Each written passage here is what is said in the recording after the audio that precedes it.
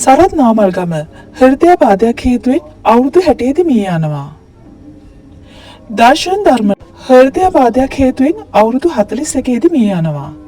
Samson හෘදයාබාධයක් හේතුවෙන් අවුරුදු 63දී මිය යනවා.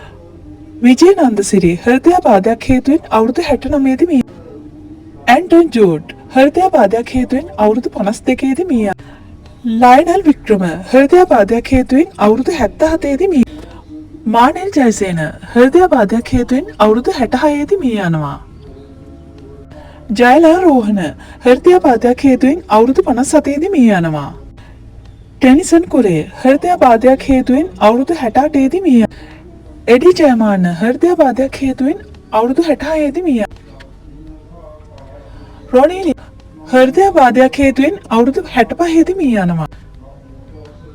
සෙන්ඩෝ හැරිස් හෘදයාබාධයක් අවුරුදු 68දී මිය. ලාල් සේනාධීර හෘදයාබාධයක් හේතුවෙන් අවුරුදු 49දී මිය.